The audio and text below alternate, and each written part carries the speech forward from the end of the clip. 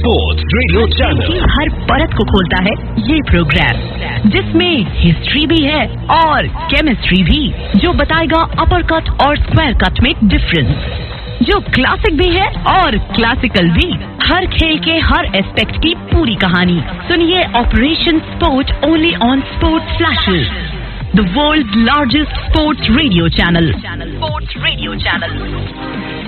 You are listening to sports beat with me यानी कि RJ Gautam. ये है sports flashes, world's biggest sports radio channel. Sports flashes, everything about sports.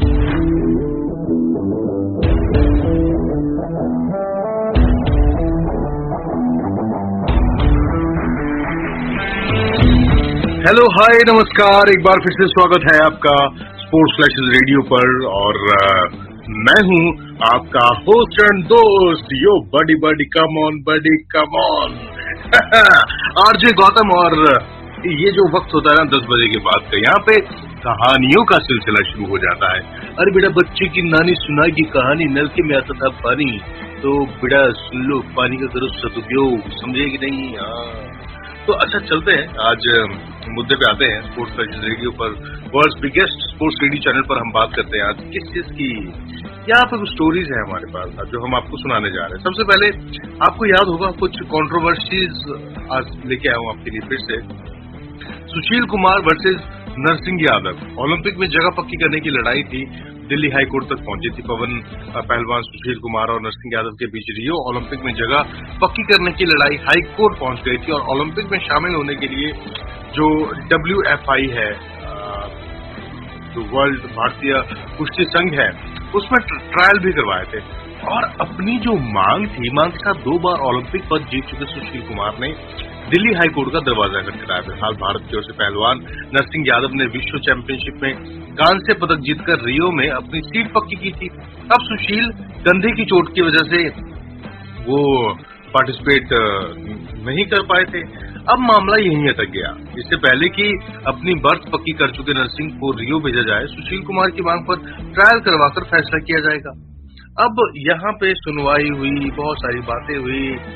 उधर सरकार ने इस मामले में किस तरह का इंटरफेयर करने से इनकार कर दिया। खेल मंत्री उस वक्त सर्बानंद सोनोवाल थे, उन्होंने साफ किया कि रियो ओलंपिक के लिए सुशील कुमार और नरसिंह यादव के बीच में जो अगर इनको चूज करना होगा तो सरकार जो है दखल नहीं देगी। तो बहुत सा ऐसा इसमें बहुत बातें हुई, बहुत ज्यादा बातें हुई। सुशील कुमार को मौका देने के लिए 74 किलोग्राम वर्ग में ट्रायल करवाया गया। WFI ने मंत्रालय से हस्तक्षेप करने को कहा कि चलो भाई, तुम एक बार एक काम करो, आप इंटरफेयर कर लो। खिलाड़ियों द्वारा जो है ओलंपिक की तैयारी को जायजा लेने के लिए पटियाला से आए सोनोवाल ने भी कहा था कि कोई लेना देना नहीं है, महासंघ को अंतिम अधिकार है कि वो इसकी जांच करवाए, जो अपना डिसीजन लेना होगा वो ले। तो इसी के बारे में आप पूरी कहानी सुनिए स्पोर्ट्स फ्लैशेस की जुबानी कि आखिर ये विवाद हुआ क्यों था, क्या था, कैसे था। सारी A to Z खबर आपको यही मिलेगी, क्योंकि ये है वर्ल्ड का सबसे बड़ा रेडियो, स्पोर्ट्स रेडियो चैनल। मैं कौन हूँ? मैं हूँ आपका दोस्त गौतम। शो का नाम है स्पोर्ट्स बीट। हो गई, मिलते छोटे से ब्रेक के बाद और जाइएगा कहीं नहीं, बने रहिए स्पोर्ट्स फ्लैशेस रेडियो पर।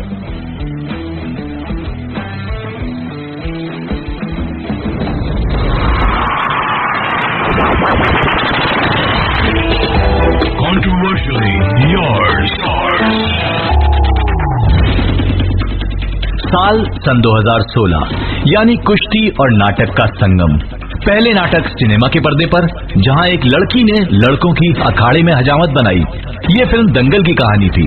फिर सलमान खान ने एक पहलवान के रूप में बड़े बड़े दिग्गजों को धूल चटाई और फिर न्याय के गलियारों में नाटक। यहाँ हमने एक असली पहलवान को कोर्ट के चक्कर काटते भी देखा। कोर्ट के इसी चक्कर में भारत के एक चैंपियन को निराश होना पड़ा। शायद उस दिन भारतीय कुश्ती की भी हार हुई।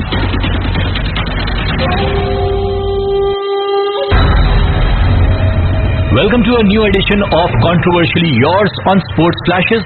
I am RJ Sid, and in this episode we will go back to the year 2016 and revisit the days when India's favorite wrestler son Sushil Kumar was made to run from pillar to post for something that he does best and has made the country proud in. We will examine in the minutest detail how India lost a bout at the Olympics even before the games began. So here is the story or the saga between Narsingh Yadav and Sushil Kumar. The question was, who would represent India in the 74 kilo category at the Rio Olympics 2016? Will Sushil get the ticket as he had a track record of winning medals at the Olympics, or will Narsingh Yadav get the ticket as he was the one who had won India the quota, plus he was a 74 kilo wrestler? उस साल news media में ये incident इस कदर छाया था कि अगर इसे टीवी शो का रूप दिया जाता तो इसका नाम चैंपियन वर्सेस द कंटेंडर हो जाता. Because the two-time Olympic medalist Sushil Kumar contended, he deserved a trial to fight against Narsingh Yadav and book a place for the Rio Olympics.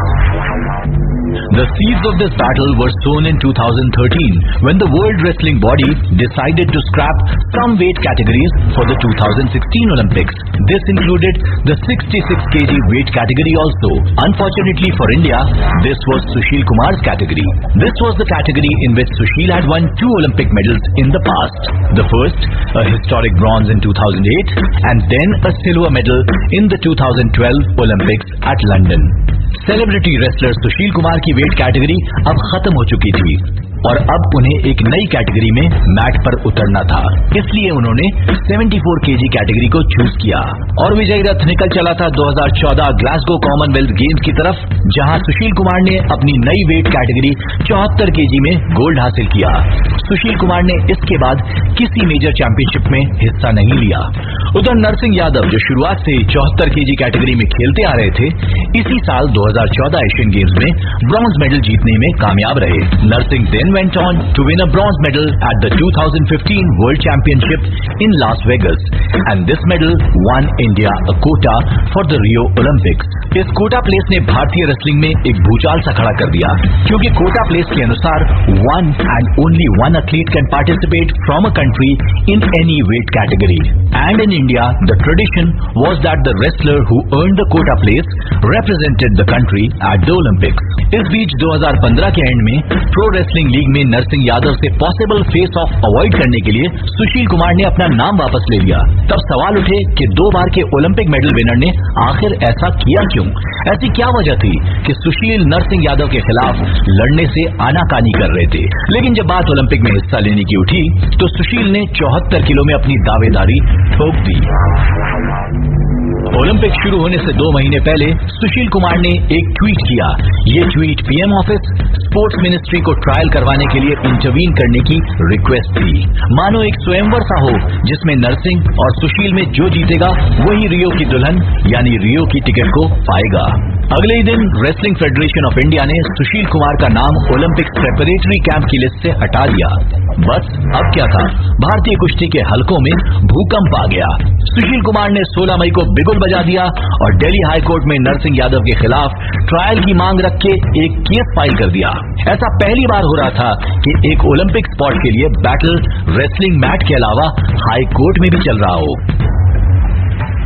सुशील के 2 ओलंपिक मेडल उसके case की पैरवी कर रहे थे. फिर क्या था, एक सेलिब्रिटी रेसलर के लिए social media turn into crowd support. Hashtags on Twitter, Facebook supporting Sushil were doing rounds. कुछ फॉर्मर प्लेयर्स सुशील की तो कुछ नरसिंह की साइड लेने लगे और एडमिनिस्ट्रेटर्स वो तो अपने फैसले पर कायम थे. Battle lines were drawn. Nobody was ready to give even an inch. Olympic medal चीज ही ऐसी है जो किसी भी एथलीट की जिंदगी बदलने का मादा रखती है. जो नाम, पैसा, शोहरत इसके साथ जुड़ी है उसका शायद ही कोई मुकाबला है. सुशील का मानना ये था कि ये मेरी तपस्या का नतीजा है कि हम इस पोजीशन पर आकर खड़े हुए हैं. अब इस तपस्या के स्पिरिचुअल के साथ साथ कई और मायने भी हो सकते हैं. बेशक दोनों ही खिलाड़ियों की बिगिनिंग्स हम्बल रही हों, दोनों ही काफी मेहनत करके खून पसीना बहाकर यहाँ तक पहुंचे हों, पर दोनों की हंगर अलग थी। अल्टीमेटली कोर्ट में फाइल करी गई प्ली का डिसीजन आया, जहां सुशील कुमार को झटका लगा और उनकी अपील को रिजेक्ट कर दिया गया। Narsingh got the ticket to compete in Rio, but hold on, there's a twist in the tale. The saga continues. There's one more story added to this saga. In what turned out to be a bolt from the blue, suddenly Narsingh Yadav tested positive for a banned anabolic steroid. Sabotage! Screamed Narsingh supporters and pointed fingers at his rivals. In other words, Sushil Kumar versus Narsingh saga was brought to life once again. The National Anti-Doping Agency then heard Narsingh's plea, gave him benefit of the doubt of being a victim of a sabotage and exonerated him of having taken any drugs or banned substance. अब नरसिंह को रियो जाने से कोई नहीं रोक सकता था, और हुआ भी ऐसा ही। वो रियो पहुंचे जरूर, पर अपनी बाउट के 3 दिन पहले जब वो अपने कोच के साथ गेम्स विलेज में अपनी गेम की बारीकी को और मांझ रहे थे, तभी उन्हें एक खबर मिली जिसने उनके पैरों तले जमीन खिसका दी। खबर यह थी कि वाडा यानी वर्ल्ड एंटी डोपिंग एजेंसी ने नाडा के क्लीन चिट को चैलेंज किया और नरसिंह के लड़ने पर रोक लगा दी है। अब उनके केस की पैरवी उनकी बाउट से 1 दिन पहले court of arbitration for sports में होनी थी। इम्तिहानों का दौर अंत तक नरसिंह का साथ नहीं छोड़ रहा था। उनकी जिंदगी की सबसे इम्पोर्टेंट या ये कहें लाइफ चेंजिंग फाइट अब कोर्ट के कटघरे में खड़े होकर भी लड़नी थी। और अनफॉर्चुनेटली उनके बयानों को, हालातों को दरकिनार करते हुए उन्हें बैंड एनाबॉलिक स्टेरॉइड्स को यूज करने का दोषी पाया गया and eventually he was handed a 4-year ban from participating in any national or international level fight. 2016, what a year! Film actor Amir Khan won as a wrestler. Superstar Salman Khan too won as a wrestler. But India's real wrestlers lost that year. I just wish real life could be turned into real. And that is this episode of Controversially Yours for You.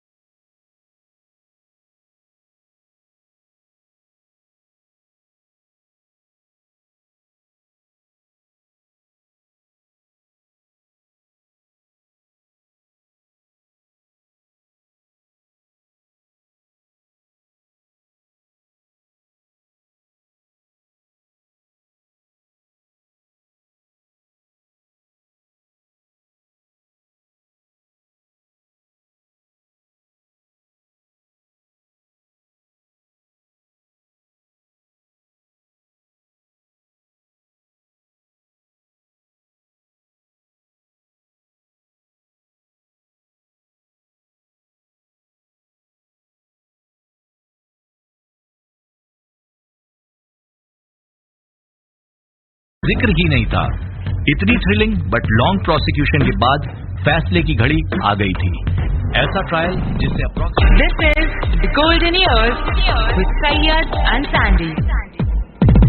Only on Sports Flashes. Football, well, it isn't just a sport, is it? It is the mirror of our society. It is a business industry of its own. It isn't just about the physicality, but also about the psychology behind it. From the transfer business to the numbers behind the game. From a footballer's mind to the ultras across the world. It is politics, it is sociology, it is economics, it is statistics, it is culture, it is literature. Football is a classroom course in itself. This is Classroom Football, a show where we look at all the different subjects within the game.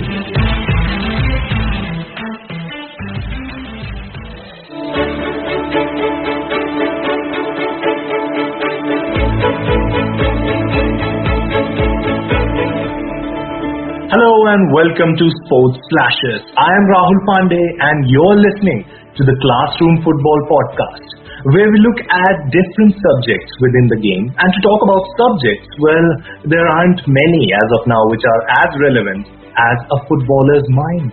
What goes behind the mind? Well, to talk it over, we have someone who looks at the intricate side of things in a footballer's life, Mr. D.U. Sivri, who is a qualified psychotherapist, performance mentor, and author of several publications. 13, if I'm right, sir? Yes, that's right, Rahul. 13 publications. Thank you. And most importantly, for our football fans, Mr. Sivri here is someone who has been consulted by several professional footballers over the course of his career. And today in our episode of Classroom Football, we'll talk to him about his work, basically. What goes behind a footballer's mind under pressure, what are the insecurities that he has, and how does he, as a psychotherapist, go about this. And we will talk about the current lockdown scenario across the world that has led to an unplanned halt on football, as with other things as well. A gap that long which the players are not used to, and what is the crux of the whole situation. So loads of stuff to talk about in today's episode. First of all, welcome to the show, Mr. Sivri. I'm so sorry for the obnoxiously long monologue of mine. How are you? I'm fine, thank you. No worries. Very interesting to listen. And I look forward to talking today about so many interesting things. Hopefully in the future, if we talk again, it could be without a pandemic and without this virus and other more positive news. But of course, it's part of the world today. So I'm happy to talk about, sport, football, and how people are being affected by this pandemic. So, I wanted to ask you basically about your job. How it is. You deal with a side, and particularly if you talk about football. The mind is a subject which is not much talked about and is not given the due importance it should. With football, of course, over the years things have changed. It's a sport where several player representation and welfare bodies have come in, and the subjects of anxiety and stress have been talked about a little more than smaller sports across the world, which don't have that much of a global reach. But how do you see things changing in this particular sport from the time you started till as of now? Yes, that is an excellent question. I think it's to do with the time, as you said, also the culture, because in England for a long time, people didn't really talk about this, mental health and things like anxiety and stress, as you said, especially in football. It was a very macho game, right, where men hid their emotions and hid how they felt. It was seen as a weakness, to show any emotion. That's also culturally in Britain, people don't talk about mental health so much, although it's getting much better. It's not like America, where for a long time in the States, in everything, sports, society, people talked about mental health. But in England, over the last, I'd say, 3-4 years, 5 years maybe, things have changed, and football clubs and football players are now much more open to talking about things that affect them negatively, especially stress, and even things like publicity. A lot of players now, as you know, are on social media. So they're more aware of negative press and negative information, and that affects them. So it has changed a lot, to answer your question directly, a lot. And for me, my work as well has become more high profile. Before, people didn't really want to talk to someone who could help them in their mind. But now, a lot more people are reaching out to me, entertainers, sports stars, footballers, for example. So it's a lot more common, yes. Before, a footballer would sign with the club and maybe him and his family would deal with the club, and that was it. But now, football has, press advisors and agents and intermediaries between clubs, players, people coming in. So if you think about it, footballers have the same problems we have on a day-to-day basis, in terms of, looking after their health, with their families, problems at home, all of that, they have that. Plus the added pressure of the football, being in the limelight, being under the public eye, people talking about them day and night all around the world. So it has affected, yes, directly. And I think that's why so many more footballers now are coming out and talking more about their mental health, especially now, in relation to our podcast today about COVID-19 and what's happening. A lot of players are now very fearful. I don't know if the news has come through in India, but there are plans to resume the new football season, the Premier League, around June the 12th, they say. Yeah. It's called Project Restart. And a lot of players are not happy about this, to tell the truth. Very recently, Sergio Aguero at Manchester City, he was saying, a lot of players are very fearful and they don't want to play. And players coming back to the UK, they will have a 14-day quarantine, self-isolation. And they have players-only WhatsApp groups. So the players are communicating with each other and also talk their fears. And the clubs understand this. So now the big problem is, about 9 or 10 Premier League clubs have said to their players, if you're worried, we can't force you to play the games.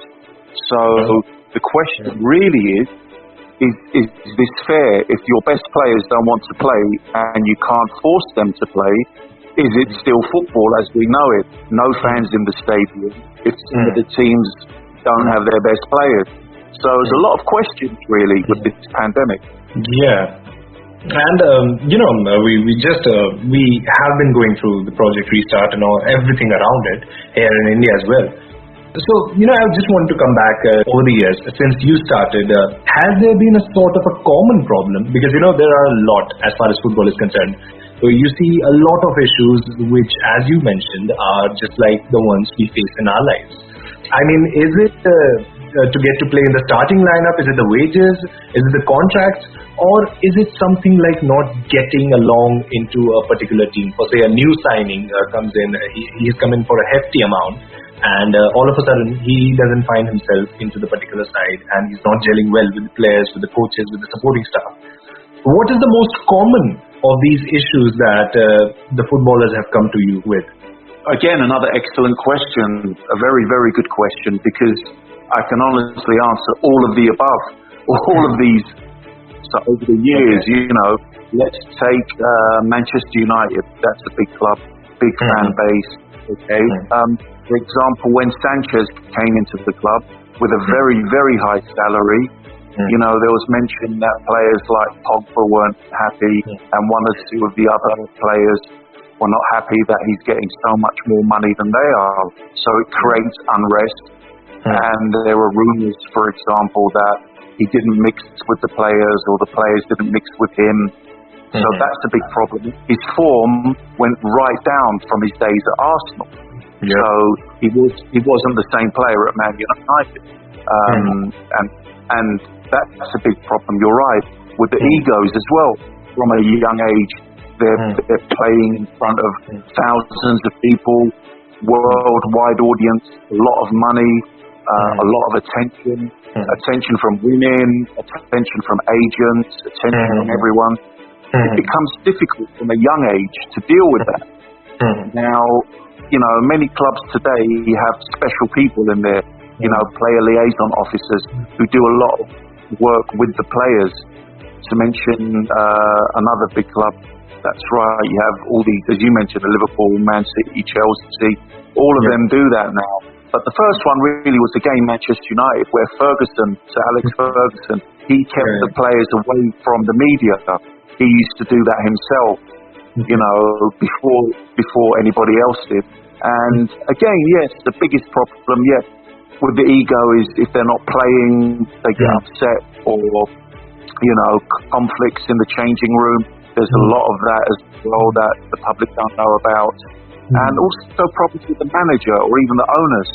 And with the agents coming in, because there's so much money, sometimes the agents want the player transferred because he gets 10% or 20% of the transfer fee. So he creates a problem in the club. If the player's happy, he tells the player, look, if you move back to this club, we can get a big transfer fee, more salary.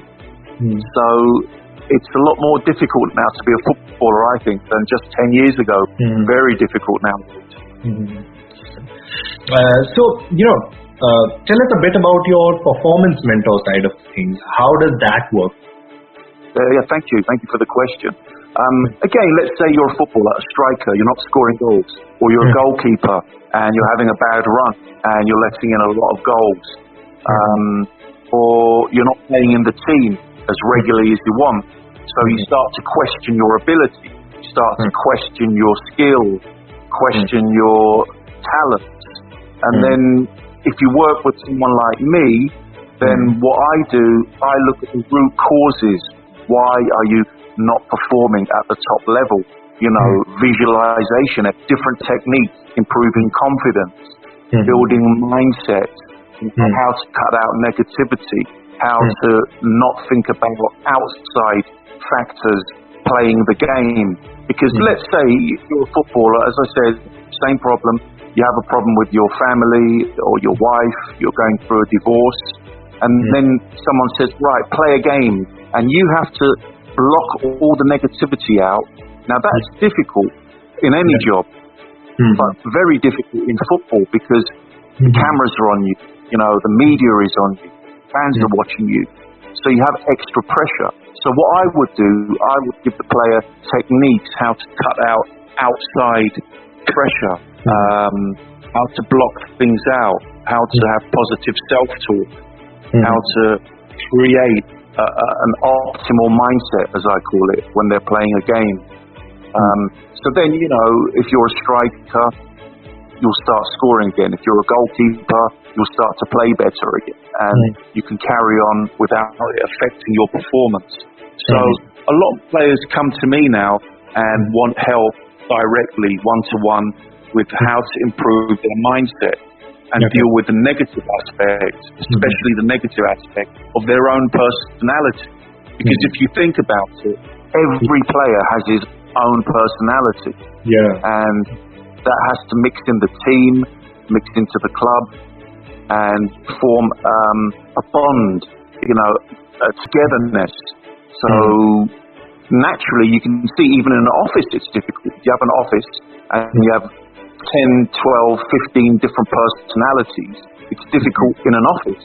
So when you have a high-profile sport like football, it's 100 times more difficult because everyone has their ego, their agents, their salaries. Some are jealous of salaries. Why is he getting double that I'm getting? Why is he the captain and I'm not the captain? So you have more problems in a team, especially young men, especially with young men. So you talked about all these kind of tough situations. Have you been into a situation as a psychotherapist with a footballer where you have had to contemplate a lot on what's going on in the person's head and how can that be dealt with? What has been the toughest situation with a footballer that you have faced? Yeah, of course, in my job, I've been through these scenarios many times, the ones I'm talking about. But of course, because of confidentiality, I can't ever talk about which players and which clubs. Part of my job is to discretion and confidentiality. But Yes. in my work, as I said, all of the above I've dealt with, players having trouble with the club, not being picked, trouble with agents, not liking the new manager. Because if you see, for example, when a new manager comes to a team and it's not being picked, he might say to me, look, I'm looking to get a transfer. The new manager doesn't like me, for example. The old manager played me, but the new manager doesn't. And I could feel my confidence going down. What should I do? And then we analyze it, why is he not getting picked? Is it better to have a transfer maybe? And things like this. So my most difficult thing, of course, I have to be impartial. Unless someone asks me directly, what should I do? I just have to give general advice. I can't push anyone in a direction. My job is to listen and to advise, but not to push anyone. But if they ask me, is this good for my mental health, then I can directly say no. If you're having a lot more stress, anxiety, you can't sleep, then maybe you need a transfer, or maybe it would be better to talk to the manager and get some answers. So, yes, I've dealt with that. I've dealt with, players whose girlfriends are flirting with other players, for example. Things you don't see in the news, right? So there's tension in the changing room where, there's a lot of jealousy sometimes with players. So, even injuries, actually a big one.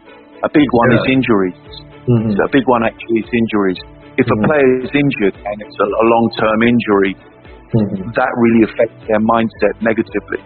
And that's when I go in with the pep talk and the reminder of their performance level before. Keep it positive so that they don't get too negative. Look at the visualization. Physios will help them with the physical side, and I would help them with the mental side. So it's a teamwork as well sometimes. So you mentioned to me that the English Premier League is very popular in India. So how popular is it, and how has this changed in the last few years? Yeah, its popularity has only increased. All I can say about that. We love watching it here. The coverage is quite good. We have some of the best fan bases of big clubs such as Arsenal, be it Manchester United, be it Liverpool, be it Manchester City, and it's pretty awesome here. People love it. The actors, they follow big clubs and they're very open about their fandom. Personally, I would like to ask you, which football club do you follow? Which club do I follow? Yeah, so you can give your answer as a fan. Yeah, I'll just keep the secret. Okay. Well, I work with lots of different players and clubs and have done over the years. But I don't think it's a secret, really. But I grew up a big Manchester United fan, so I watched them from a very young age.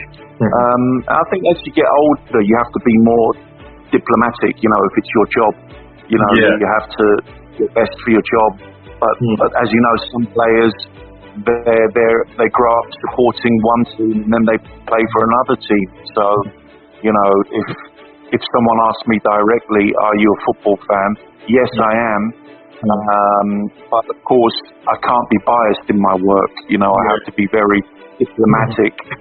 Let's say that. I have to be very diplomatic. We're kind of living in a phase in human history as of now where you have almost every single individual going through something or the other inside their heads. And that is the same for footballers. The Worldwide Professional Football's representative organization, FIFPro, as we know, had reported early on that there has been an increase in a number of players facing anxiety and stress issues. And this report came after the lockdown began in most of the countries. And with football in particular, you see March, April and May, these are the months where the season is at its pinnacle. So this is where you are tested as a player and given the opportunities to prove yourselves as a star. Then by the end of the season in May, there's the issue of contracts. So the spike in the anxiety and stress issues is bound to happen, isn't it? Yeah, again, very good question. Exactly that. In the football community, the thing is there's no definitive answer to what will happen. So everybody's concerned. I mean, a lot of transfers, what will happen, contracts run out, usually in the summer, both for player and agent and the club. It's a difficult time. Some players have told me directly, they want the season to be cancelled, scrapped, and others have said they need to finish the season. There's a UEFA deadline, I think, where the matches have to be finished by August the 2nd. The leagues must all be finished by then. So if they're not, what happens? So much pressure, really. And as you said, young men are used to training. Like the rest of us, there's a routine in life. They get up, they go training, they play maybe 1 match, 2 matches a week. It's difficult for all of them now to sit at home in quarantine or lockdown or isolation. And, as we said, if you're used to having a lot of positive things said about you or adulation from the newspapers and the football fans, suddenly, of course, you're sitting by yourself. There's no one to talk to. There's nothing to do. The training schedule is not there. Yes, the players have individual training to do at home, but it's not the same as, they've lost their fitness.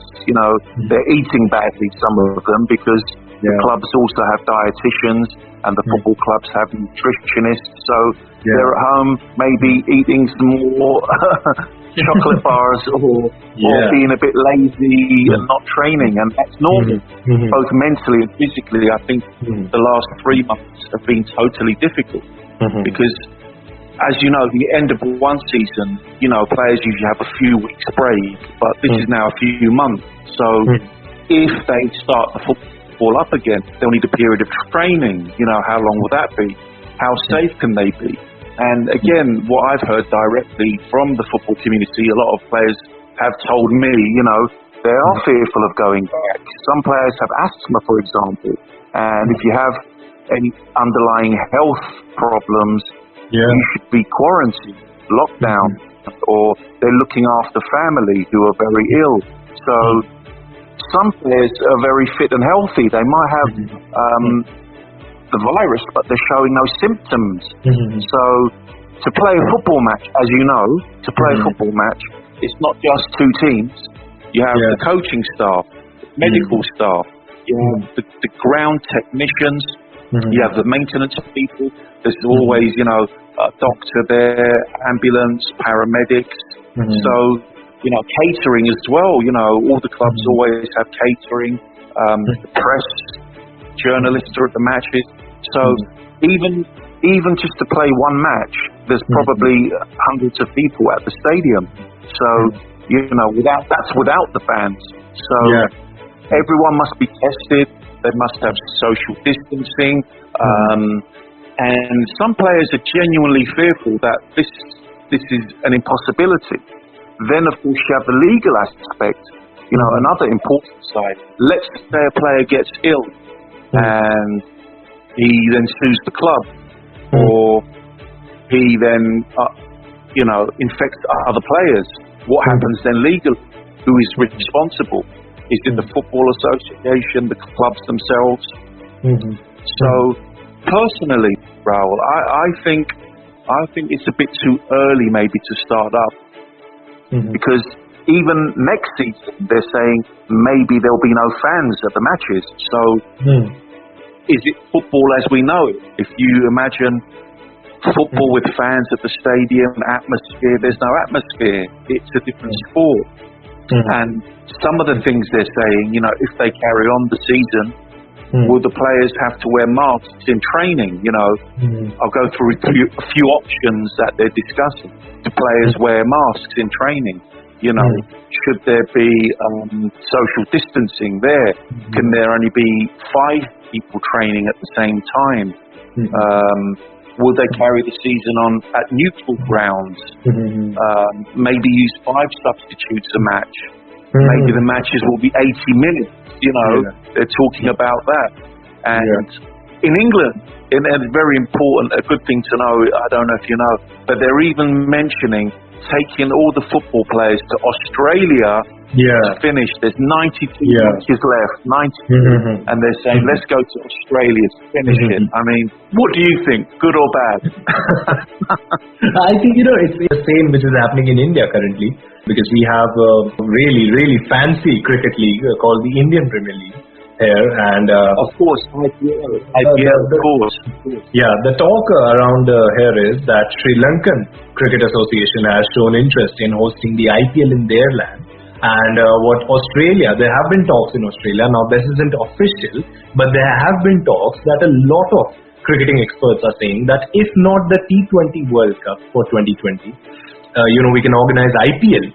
So that is being given the precedence as of now, because in India, IPL contributes 3,000 crore rupees to the Indian GDP. Now that is a huge amount for a single season. And with Premier League also, I think the main concern here is just to finish up the season, and there's a huge amount for the TV contracts. I think these factors are really important, and we brought in Bundesliga. They have got the green flag, and particularly in other European countries as well. We saw in Spain yesterday that the players returned to training. And there have been talks about the league returning in Croatia. There have been talks about the league returning in Turkey. So bit by bit, what we'll see is a chain of events now. Because since Germany has started off, it's the first of the 5 major European leagues that has started off. So I think there will be a chain reaction here. Do you, however, think that players who are not part of Bundesliga, for say players in England, there are certain players, and especially we can talk about Liverpool there, that they would kind of feel a jelly in their legs that, we need to finish the season as well. If Germany can, why can't we finish the season? Are there these kind of talks which are also taking place? Yeah, again, excellent question. And if you remember at the start of our discussion today, our chat, I did say it's a cultural thing. So also, if you look at Germany, they've had a more strict lockdown than the UK, for example.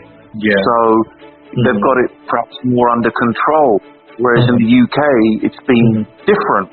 So I think Germany feels it's ready to lift the lockdown and for the league to start. And if you think in Europe, there are many countries, so some were affected later, some earlier. Italy was one of the first countries very early to be affected, and then Spain. If you look at the way they've reacted in France and Germany. So, what happens then when players go from one country to the next? A lot of the English Premier League players come from other countries, and a lot of them have gone back to their country. As I mentioned before, if they come back, they'll have a 14-day isolation, self-quarantine. So, yes, it's good Germany started, but I think each country, what would happen in the English Premier League, the government will decide. The government will give the green light to say you can train again. So the authorities, football authorities, are working together with the government. So they can't make a unilateral decision, we will play football, because the government will also intervene and say, you can now, you can start training. And then there's a lot of questions as to how will they train, how will they play, disinfecting everything, in the stadium, everything they're talking about disinfecting, wherever a player comes near will be disinfected, water bottles, separate, social distancing. There's a lot of questions, I think, personally, as you asked me, that are unanswered. Players who don't want to play, you can't make them play. The clubs can't force them. Some players don't want to leave their homeland to come and play football. If you think about it, the Olympics have been cancelled this year, the Euro 2020 has been cancelled. All the major sporting events this year have been cancelled, all of them. Grand Prix, you name it, have been cancelled. So footballers are asking, why do we have to play? Why don't we just write the season off and finish it and say, no champions, no relegation, no promotion, and then start next year as early as possible. So yes, it's a good thing maybe the Bundesliga is starting, but is it really safe enough? That is the question. And I think personally, without a vaccine, footballers will suffer more anxiety. They'll have more stress. It's a contact sport, isn't it, Raul? You can't do social distancing on the football field. It's impossible. You can't. And as we've seen, not to make the conversation disgusting, but when a player's running, how many times do we see them coughing and spitting or wiping their nose, shouting at each other? This happens in a football match. We've seen it. So how can you control this during a game? Players sweating, exchanging shirts, pushing each other, man-to-man marking. There's so many questions, my friend, so many questions that we don't have the answers to. Final question. With the things that are going around as of now, and with a holistic approach towards knowing what a footballer wants, what do you think can be done? What do you think can be changed in the football industry as far as a player's mental health is concerned? Are there any changes that you would want to see on the global scale? Yeah, very good point. Again, I like the questions today. Thank you. They're very, very good and very interesting. And we both like football, so it makes the conversation very interesting. Yeah. But I do think things are changing. As I said, just for example, with me, let's say 10 years ago, I saw a football match at the Stadium of Light in Sunderland. I went to watch Sunderland versus Manchester United, for example. And at that time, the manager for Sunderland was Steve Bruce. And I said, I'm a psychologist, psychotherapist. I work with sports, football. Would you like me to come in and have a talk with the players? And do you work with sports psychology, for example? Would it be something interesting for you? And then the club secretary, she got back to me and she said to me, I've spoken to Mr. Bruce about you. He knows about you, but we don't work with sports psychologists at Sunderland. And this was 10 years ago.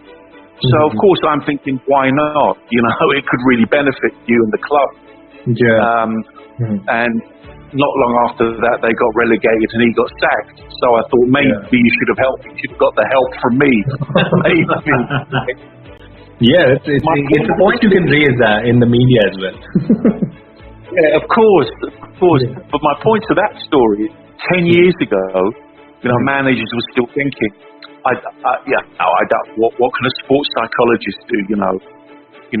If he hasn't played football, how does he know what it's like to play in front of 50, 60,000 people? What can he say that we don't know? But now it's different. All the clubs know that a professional who is an expert in psychology or mind over matter, training, mindsets, optimal performance is very beneficial.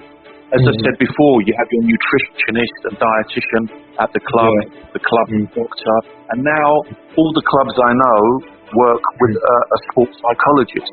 And even then, the players themselves can reach out and speak to a professional like me. As I said, I've worked with many individual players over the years who contacted me directly. So, in that example, you can see in 10 years, directly, I know that I've been involved with, football has changed, and it will only get better, I think, in the UK.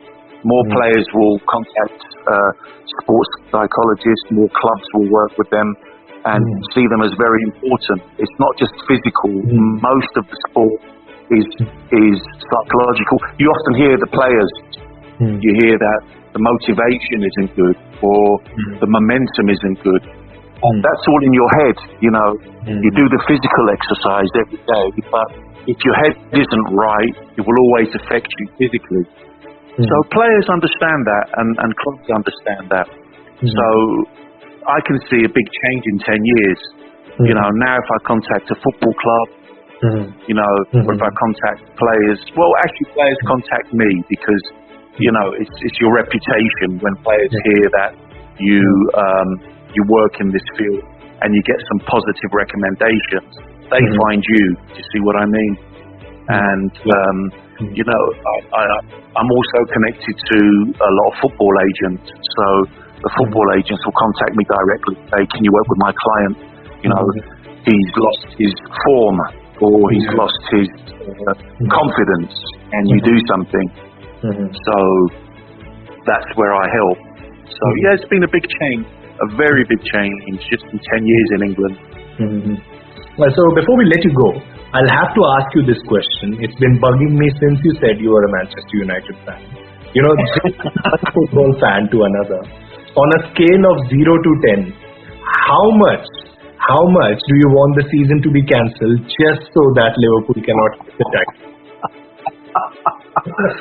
You know what, my friend? Yeah. You know what? I knew you'd ask me this question. I knew it was coming. I was waiting. I thought, let's see if Rahul picks up on that and asks me the question. So, and you did. And you did. Okay. As an impartial football fan, personally, I think Liverpool have played the best football this season. They deserve to be champions, and it'll be the first time in 30 years that their fans can celebrate. So, of course, they deserve it. As a big Manchester United fan, I've seen them win the Champions League, for example. Been told Trafford many times. Of course, I want the season cancelled so they don't win. Just straight in the open. Absolutely. Because the joke before many jokes, you know, there was a story in the UK. I don't know if you saw it. And a little boy, he wrote to Jurgen Klopp. He was I read that letter. Yes. And he said, "Can you stop Liverpool winning? You're winning too much." Since that letter, Liverpool lost 3-4 matches. So I also followed the whole season, and you know, to watch Liverpool play at sometimes it was just getting too much, you know, which is the game when they lose. And you know, finally when Atletico Madrid, I think when they came to Anfield, it was pretty tough to digest that this is Liverpool, and especially I think even before that Watford. But yeah, on a whole, we would want to see Liverpool win, no matter how much Manchester United fans resist that. Thank you so much, Mr. Severi, for joining us. It's been a wonderful, wonderful experience talking to you today. The same, Rahul. Absolutely enjoyed it. It's been a great conversation. And any sometime in the future, I'll be more than happy to talk to you again, my friend. Yeah, and I hope when things get better in the near future, we both go and watch a Premier League match. Maybe Liverpool versus Manchester United. Yeah, absolutely. Absolutely. You have to be a United fan for that day. Okay, so sure, I'll just remember bringing my Manchester United shirt there.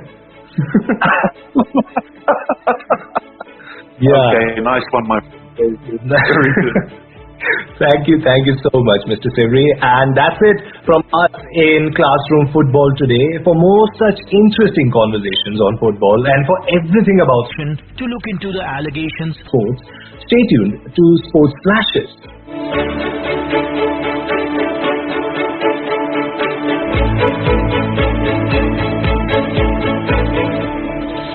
This is Sports Trivia.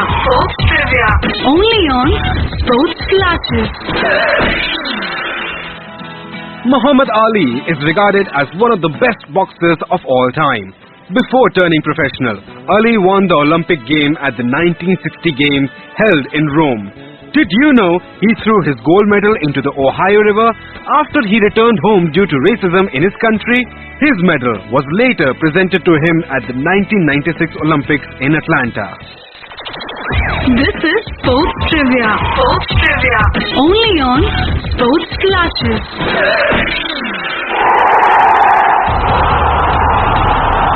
When GT 100 million fans. One shot at greatness. Premier League 2018. From expert analysis to fan debate to your daily dosage of English Premier League. Catch all the English football action at the tap of your finger, right here at Sports Flashes. Everything about sports.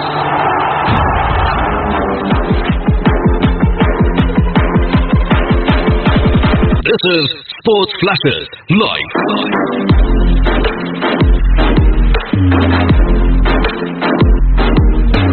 Sports Flashes, world's biggest sports radio channel. Sports